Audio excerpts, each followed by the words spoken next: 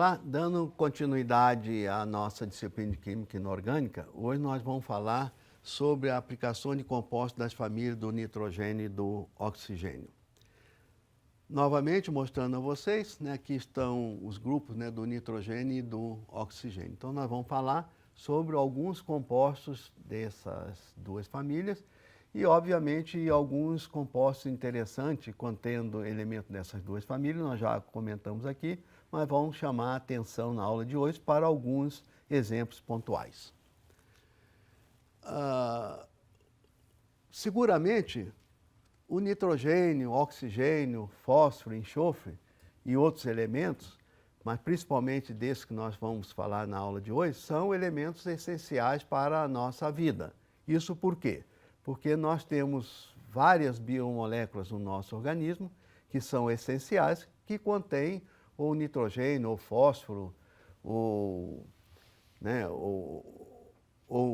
enxofre, e que são realmente indispensáveis para a nossa vida. Uma dessas moléculas é justamente a ATP, que é o trifosfato de adenosina. A ATP é um nucleotídeo responsável pelo armazenamento de energia em suas ligações químicas. Ele é constituído pela adenosina, que é essa parte aqui da molécula, um grupo nucleosídeo, que é esse grupo aqui, que é um derivado de açúcar, e ele é associado a 3 radicais fosfatos conectados em cadeia, que são esses 3 fosfatos aqui. Então, a energia dessa molécula é armazenada nas ligações entre os fosfatos. Então, vejam que para produzir energia para o nosso organismo, nós precisamos de compostos que tenham esses elementos como o nitrogênio, o oxigênio e o fósforo, como aí ilustrado. Logicamente, o nitrogênio é também essencial porque não só ele faz parte das plantas, principalmente das folhas, já que ele é constituído, o nitrogênio, é um dos constituintes dos aminoácidos e das proteínas que são biomoléculas que são necessárias para a produção de novas células. Então a gente vê que tanto o aminoácido como as proteínas que contêm nitrogênio são essenciais para a nossa existência também. E, obviamente, muitas plantas contêm compostos que contêm esses elementos. E é bom lembrar que os fertilizantes inorgânicos comerciais geralmente contêm uma mistura de nutrientes. Nutrientes estes que contêm nitrogênio, fósforo e potássio, por exemplo, e por isso eles são designados por NPK. O amoníaco e seus derivados, o amoníaco obviamente tem nitrogênio, a ureia, os nitratos de amônio, por exemplo, são usados na agricultura, isso para os fertilizantes. Então, só para ter uma ideia da obtenção da ureia, que contém aqui os nitrogênios, que é assunto da aula de hoje, nós pegando o dióxido de carbono com amônia, isso sob temperatura e pressão, nós vamos produzir a ureia e, obviamente, gerar também água. No solo, a ureia reage com água e produz o carbonato de amônio. Então, a ureia é um veículo para a produção do carbonato de amônia e esse amônia, através da ação das nitrobactérias, vai produzir nitrato. Então, a ureia, que nós colocamos como adubo, produz um outro produto que as próprias nitrobactérias, que são chamadas de bactérias nitrificantes, porque produz o nitrato, são utilizados na nossa agricultura. Já que as nitrobactérias vão transformar amônia em nitrato, por que não já produzir um fertilizante que seja do tipo nitrato de amônio? Porque nós já vamos, em parte, ter o nitrato no solo. E a bactéria vai transformar essa cátion, o amônio, em nitrato. Então, esse nitrato de amônio é produzido através de um sal, por exemplo, como o sulfato de amônio, reagindo com o nitrato de cálcio, vai produzir o nitrato de amônio e o sulfato de cálcio como subproduto. O nitrato de amônio pode ser produzido também através da reação da amônia com o ácido nítrico. Isso também vai produzir o nitrato de amônio. Obviamente, escolher uma reação ou outra depende dos reagentes que você possa ter disponibilizados, né? Aqui só para mostrar, né, que o bicarbonato de amônio, que é usado como fermento, ele pode ser produzido através da reação, né, do CO2 com água e amônia. Isso vai produzir o bicarbonato de amônio, que é também um outro fermento que pode ser utilizado na produção de alimentos, de bolo, por exemplo. Bem, os compostos de fósforo também têm bastante utilidade no nosso dia a dia. Vejam vocês, o fosfato de cálcio ele é usado em produtos derivados do leite e também como suplemento nutricional. Isso por quê? Porque nós precisamos, né, tanto do fosfato quanto do cálcio. O próprio fosfato de cálcio é componente dos nossos ossos, né? E, em geral, esse fosfato ele é usado nos produtos ou vem adicionado, né, quando nós compramos aí o leite ou produtos derivados do leite. Então, ele funciona como um suplemento nutricional. E esse próprio fosfato, ele também é utilizado na produção de ácido fosfórico e de fertilizante. Vejam que o fosfato de cálcio, reagindo com ácido sulfúrico, ele vai produzir o ácido fosfórico que é bastante utilizado. O sulfato de cálcio, vem aí como subproduto. Então, essa rocha fosfática, né, ela é um reagente de partida para a produção de fertilizante, que é o hidrogênio fosfato de cálcio. Então, o superfosfato de cálcio, ele é produzido a partir dessa rocha fosfática, né, reagindo com ácido sulfúrico. Então, produz o bisulfito, hidrogênio fosfato de cálcio e, como impureza, digamos assim, né, vem o sulfato de cálcio. Ora, se nós quisermos produzir isso aqui, que é o que nos interessa, de uma forma mais pura, a gente tem que usar essa mesma rocha com o ácido fosfórico, que aí nós produzimos esse produto que é o fertilizante que nós desejamos obter. Por isso que isso aqui é chamado é o mesmo produto, mas é chamado de superfosfato triplo. Por quê? Porque não tem impureza.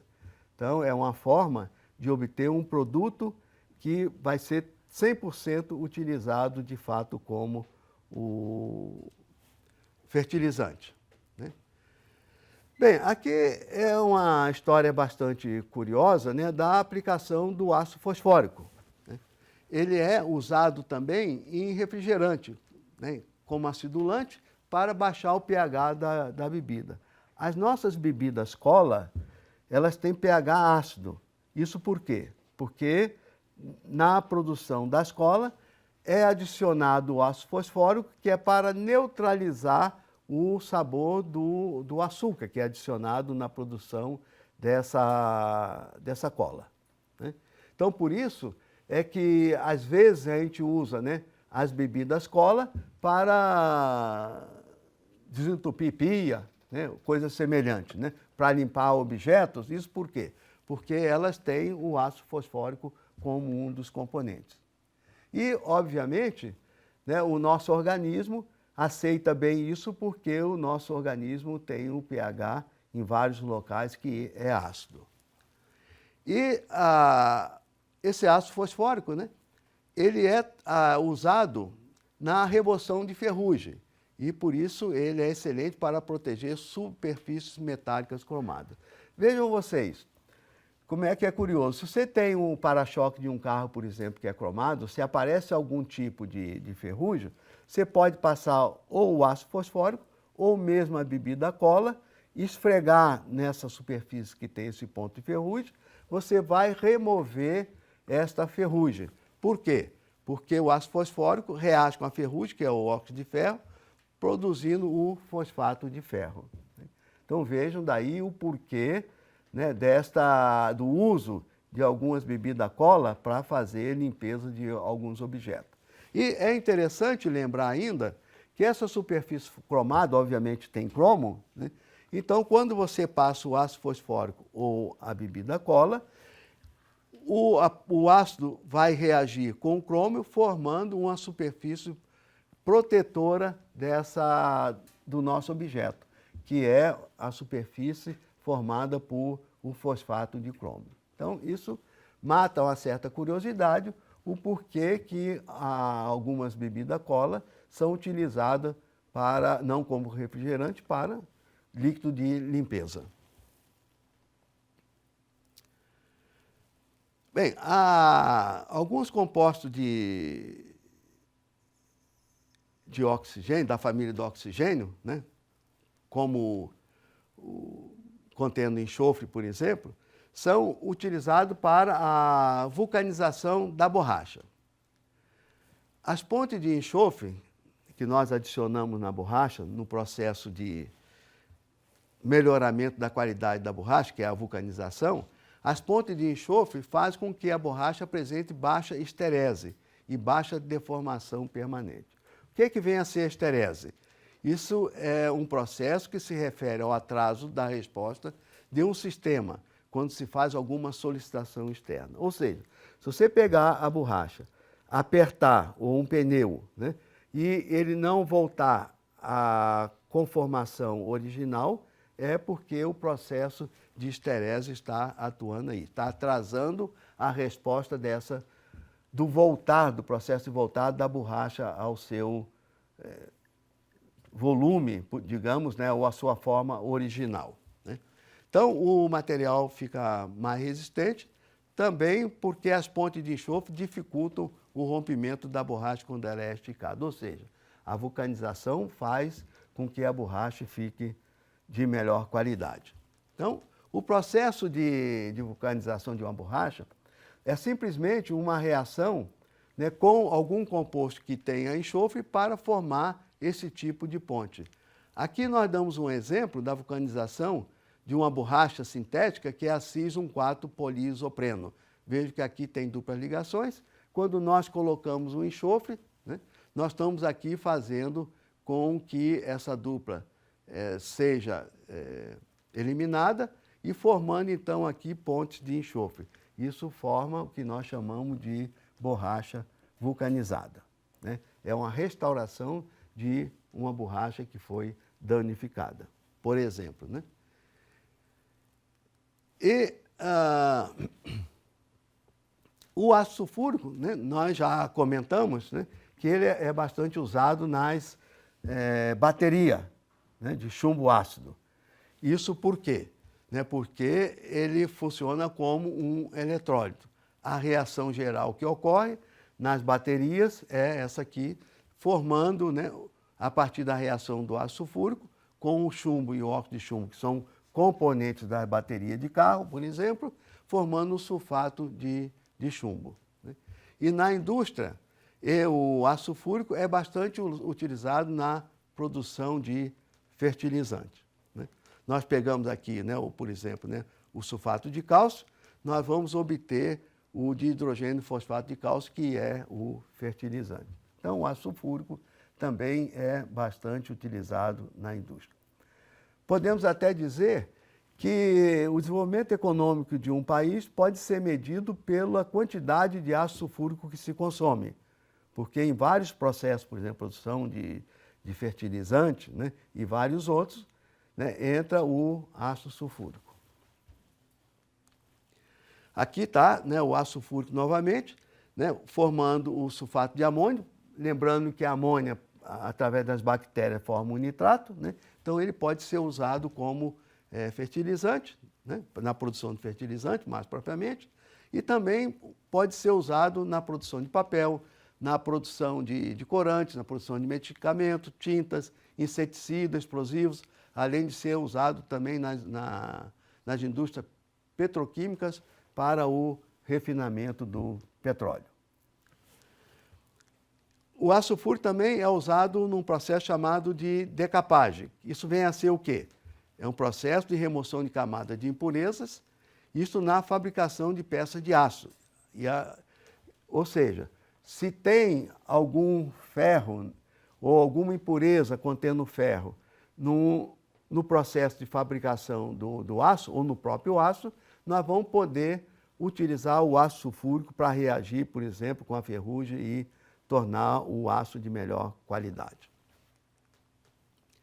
Então, essa decapagem química ela é adequada a aço disso macio por meio de mergulho desse aço em banhos de ácido sulfúrico a uma temperatura de 100 graus e, às vezes, esse processo de imersão pode ser curto ou pode ser prolongado, depende da quantidade de impurezas que você tiver no seu ácido. Então, esse processo, né, simplesmente é uma reação do ferro com o íon sulfato produzindo o sulfato de ferro. Com tal reação, o ferro ativo da superfície do aço e ele retira, em verdade, né, esse aço indesejável que está presente na produção do aço.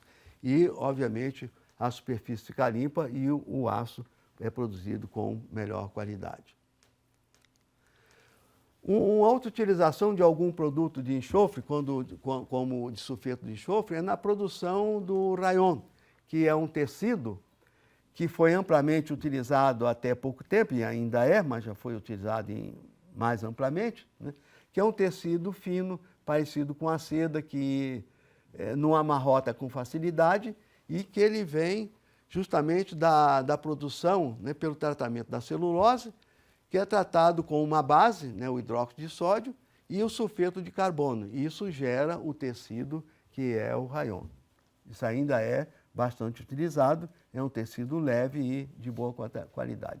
Então a gente vê desta aula, né, que vários compostos do grupo do nitrogênio ou do oxigênio são amplamente utilizados na nossa indústria. Então é isso que eu queria falar para vocês nessa aula de hoje.